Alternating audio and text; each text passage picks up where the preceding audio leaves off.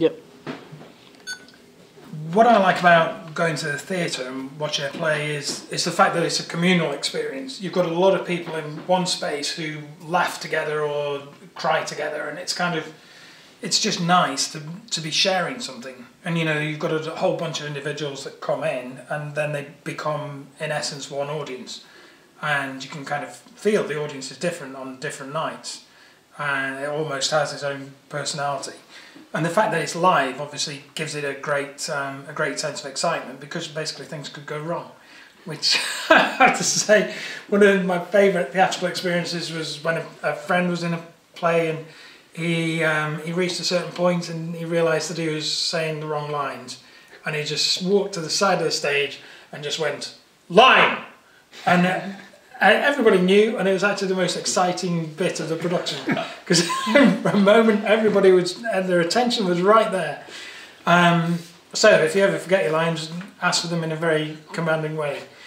TV and film, they're obviously quite different. I mean, TV is one thing, film is another. You've got TV, kind of lunchtime TV, is almost like radio, because you've got people are working, people are cooking, ironing, whatever. So stuff like Doctors is made to be very easily consumed. You can understand where you are at any point very easily because of what's said. It's all lots is in the dialogue, and there's not a lot of subtext, because if you happen to move out of the room and then come back, you need to be able to just pick it up and go with it.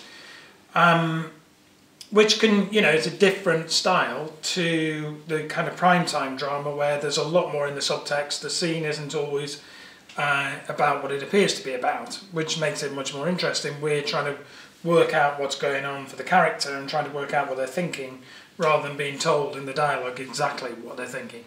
So for me, that's a more enjoyable experience. But it's not to devalue the daytime experience.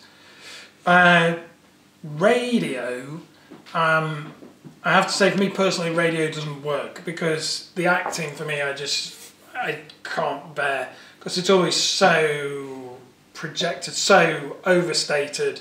Everything is said as if it was being done for 4-year-olds, which you can understand because there's no visual reference, so everybody thinks, oh, we must make it so pointed.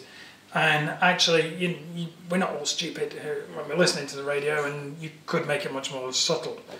And I think really the Archers, if I went to hell, I'd be made to listen to the Archers all day and night.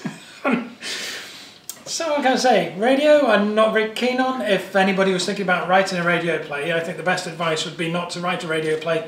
Write a play, or write a piece of TV that you think is good, and send that into TV. Because I've written for TV, and the perceived wisdom is you write for radio and then you move across to TV. But I didn't do that. I was trying to write a film, I was writing a film, and I kind of stepped down from the film to TV. Not that you should say that TV is beneath film, but it is.